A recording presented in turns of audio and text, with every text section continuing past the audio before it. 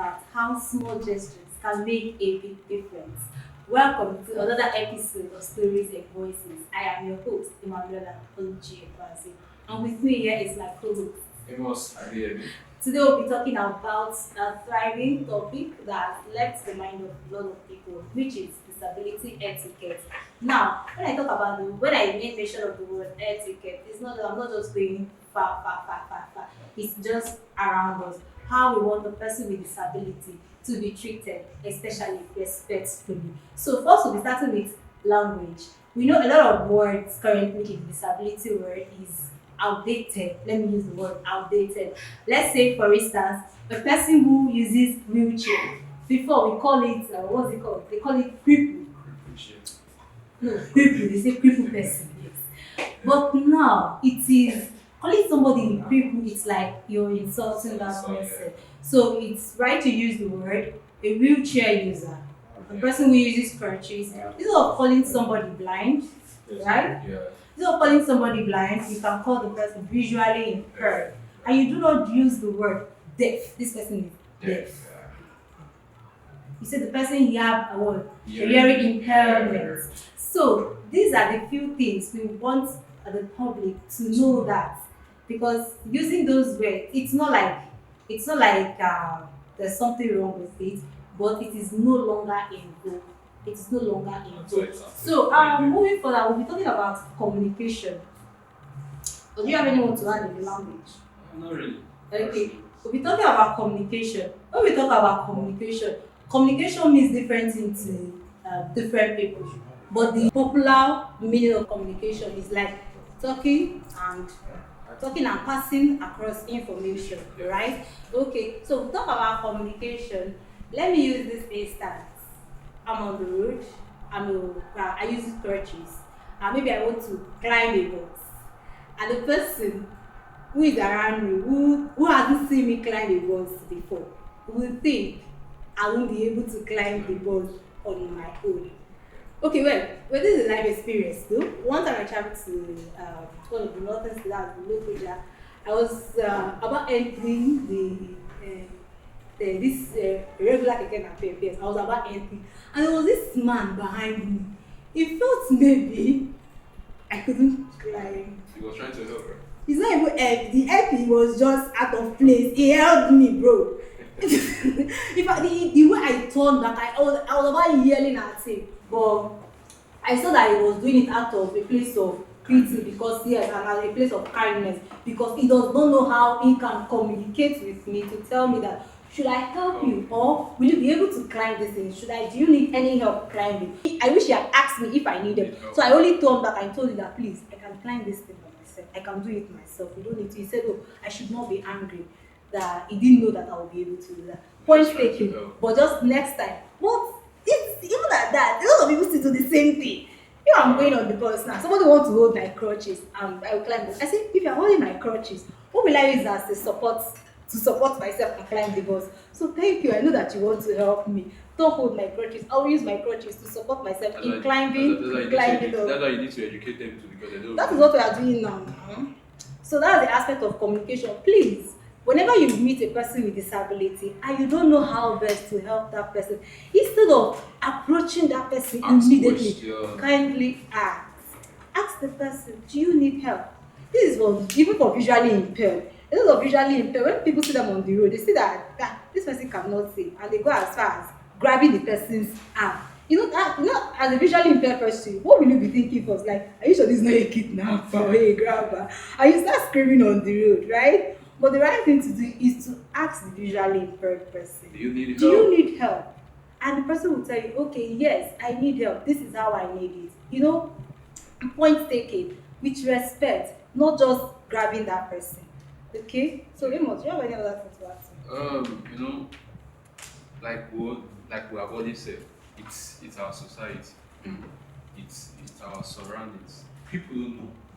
People don't know. They just feel, oh, this person that is blind. They believe they can't do, or we can't do anything on our own or by ourselves. That's the wrong notion. So that is why we need to educate them. If you want to help, or if you see anybody around, and don't forget, people who have disabilities who don't know, they don't know the knowledge, they don't have the knowledge. They are not. We have some uneducated ones that don't really know much. So if this person that wants to help who is fully educated, it will be it will be like the same idea of how he or she helped the person that not really have the knowledge, and that is where the misunderstanding comes from. So, but primarily, you should ask questions that, oh, do you need help? Do you need assistance? What do you want me to? Can you do this yourself before you Go ahead. go And ahead by do. touching or Mm. so that's it. Yeah. So even at that, there are some things, even as human, even with the person without disability, there are some things you can even do so for somebody without the person asking you for it. Let's take for instance, paying of transport. You can gladly pay my transport fare on the bus. There's no issue. You know that me, I know you cannot ask Uh-huh. me. Yes, So now. it's good. That one is, yeah, They should you not. can, The person should not ask you don't you. need to. That one is just normal So the person gesture. It's should a not. kind gesture. So You'll be like, oh, don't bother You giving the are the driver the woman will money. always be woman. So you are Which one talking. is woman is You are no. So talking if somebody from. pays your transport on the bus now, you say that one is what? Nobody has done that to me. Oh, you need to pay for extra grace, bro. So Okay, because I'm not a woman now, I should go and pay that's for not what extra I'm grace. saying. Now you the poor woman inside this matter. Now no be No, trying it's to the talk same that. thing. It's No, the same no, thing no, we're no, trying to no, say no, because you no, are a no. woman. No, that is not it. That I said you need extra grace. If nobody has done that for you, you need No, I'm extra going to grace. change to a woman so that somebody will be paying for my own transport. You see the quotation. Okay, moving forward, you can gladly pay for somebody a person this time. You can pay for their transport fare. It's no big deal. It's not beggarly. We have our transport money too. Extend a hand of help. You can do that. That one you don't need to ask questions. Just say, don't worry, I'll pay this thing. But if they want to, Say help to me, carry your bag, why you will should you help ask me and carry my questions. bag I'm using you're using to call me madam on the road. You don't know that my bag. Women Wait, of this wait, wait, generation. when I carry my bag, the people look me with respect. With this small height that I have. So if they want to help to pay your transport, then It's not an issue. I don't have issue with that. Okay. Yes, now. What are you saying? Our viewers, you can hear, but let's continue. Thank There will you. be the judge in the comment section. Certainly, it is open. The comment section is very much open. So you can, if I am right, go ahead and say that. And if I am wrong, go ahead and criticize me. And if my colleague here, Amos, if he is right, go ahead and say that on the comment section. No issue. Okay. My men will come out for me. Don't worry. Which one is my name will come out for Don't me? worry, they are my back. Move on. Let's go. Okay, Amos, have you encountered, let me just ask you this one. Have you encountered any this kind of misunderstanding on the road? Maybe while you're walking, somebody just grab you, thinking that maybe you don't know where you are going to. Well, basically, my own disability is not that obvious for everyone to notice that. But do you feel bad about it that you think maybe somebody's supposed to know that, yeah, I have this limitation, so, and this person assume. Do you feel bad about To me, I don't even want them to know because if they know, I feel this humiliation, you know, Wow. this limitation of because at home they want to know you can do this yourself, even if I can do those things myself. So me, I don't even want anyone to see me like, oh, Your he has. weakness. You understand that weakness part is like a ball game for me. So I don't really like anyone seeing me in that. So do you think is this a general notion for person with disability? Because me personally, I don't like PT. Once I know I can do something, I tell you I can do it. You know, it's something we can't run away from at the end. You know, we can't still run away from, even though you don't want it, you still have to get it because you can't run away from it. It's who you are. It's who you And are. I can't change the fact that I'm a person with disability. Yeah, And I can't change shy the away fact from it. whatever somebody think about me as a person with disability. That's why we have to correct them if they are wrong about saying some certain things about you. So you have to let them know, oh, no, you shouldn't do this that way, you shouldn't say this that way, you should say it this way. That's why we are discussing etiquette, right? Yeah. We have to let them know the manners and approach on how to ask. Yes. The word manners is a necessity. And then another thing, every person with disability are not beggarly. Is a misquote in the society. Do I look beggarly? I say Is how there anything that makes me look like a beggar outside? Aside my crutches that I'm making use of. So please, no, not every even person. the crushes doesn't make you look beggarly because you're not even people who are naturally okay. They say, okay, I used to tell some people like this thing every day that you shouldn't discriminate anybody you see outside because their problem today can be yours tomorrow. So you should always, thank God for your life, thank God for who you are, appreciate God's wonderfulness in you because if you mock anyone today, it will surely be yours tomorrow. That's just my own advice to anyone. So if you see anyone you want to help, go there respectfully, ask them if they need help.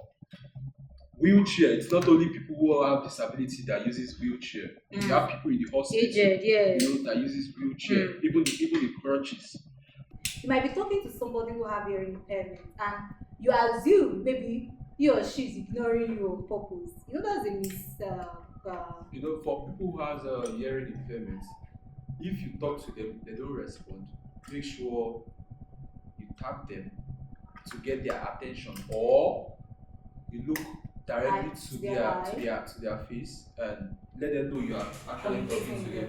So for someone like you who don't know how to do the sign language and all stuff, you type on your phone keyboard. Or you get a paper and pen. Exactly. Then you show them. They respond to you because people who are hearing impaired are educated too.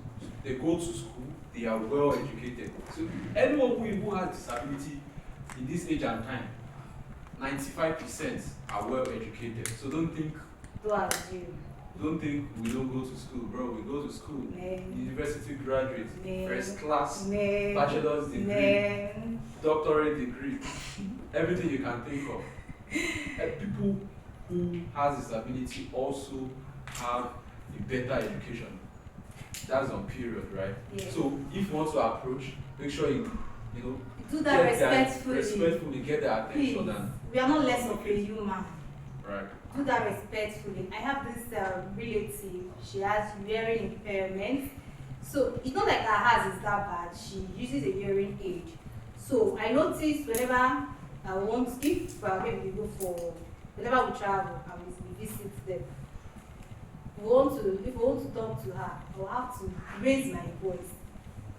I observe that that's what every other person. So a total stranger who does not know that this person has hearing impairment, they think that we are just shouting just to talk to them. Why did you raise your voice? Bring it back. They forget that they won't know. They don't know. Not that they don't know that somebody who has a disability of hearing is in our midst. So we want to communicate with her.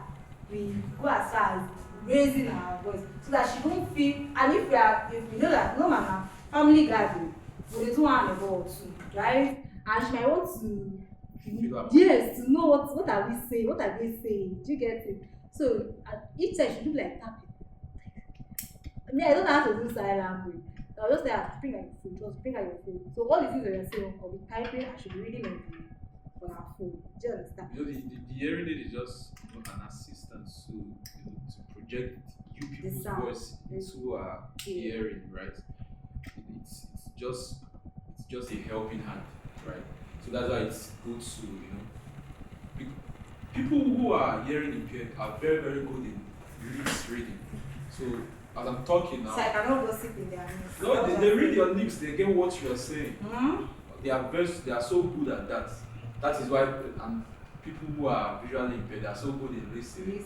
Yes, I observe that. So you should always know that there's no way you want to do anything bad to this certain kind of humans, right? Because we have everything you think we don't have. We know how we communicate, we know how we do our stuff. Well said. Respect and dignity goes a long way. So in our society currently, we know that a lot of persons do not have access or do not know how to treat persons with disability. So this is the reason why we have this podcast and we decided to talk on this particular topic, to have conversation on this particular topic on disability etiquette. People need to know how to treat persons with disability outside. If you don't have a person with disability around you, you should find a way to know how to treat one if you come across one. Before we dive into that, right? People who have disabilities today, it's not by their choice. It's not. Some parents are cause of majority people No, who go. no, no. Hold on, I don't want to no, put a I'm blame going. on anybody. No, we are not putting a blame because we are just trying to give them to let them know because there are measures they can take while What if they were not aware? What if they were that is why we are that is why we are educating them now. If you are pregnant, some people don't go for Atlanta when they are pregnant. And they don't go for this when they are pregnant, right? I don't think a lot of These I don't things. think births, a lot of birth causes. No, it does. It does. My own case, For in my people own who case, are it was for not. the hearing I was not. impaired, I was 4 years. that is I was 4. that is And true, right? but okay, let me explain that. I was 4 when I eventually had a high fever, and when I got to when they took me to the hospital, instead of a proper diagnosis, it was assumed it was a high fever, and I got injected, and that is where the deformity started. So would you say my mom didn't go to antenatal, and I was even a twin? My twin does not have that is for so you. I don't want to play a blame game. No, I think some of these disabilities are caused by carelessness when it comes to mostly carelessness, especially in our health system. We are still saying the same thing, right? We are still saying the same thing. There are so many parents who are pregnant who does not go for antenatal, which affects to the function of their babies while in their belly. Most cases come from what you see the visually impaired. It's the same reason. You see the hearing impaired. What you eat while you are pregnant, what you take in while you are pregnant is so important. And going to the hospital while you are pregnant is so important as for somebody who is pregnant. And the number of children you give birth to is very important. So if you are pregnant watching this, make sure you go to hospital to reduce any chance of getting your child this sickness. That because some are from birth. You see somebody is already blind from birth, and when you check hold on now, when you check when you look at the rates, if you look at the rates, you have like 70% that this go do your research. You look at most of these things come from birth. So people should learn how to go to do checkups, go to the hospital, make sure their babies are well, nourished while in their belly. Because this if they do this can prevent their children from having a disability. All right, note taken.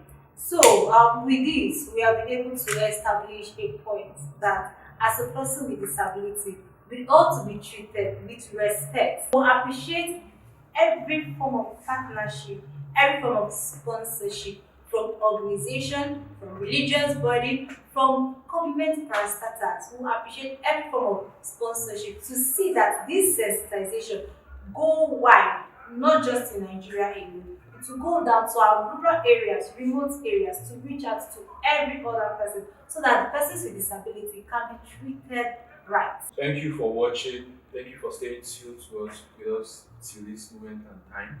Don't forget to continue the conversation in our comment section. Don't forget to subscribe, share, and like. You can also follow us on our social media handles at XF Productions. Thank you for watching. Till next time, goodbye. see you again. Bye.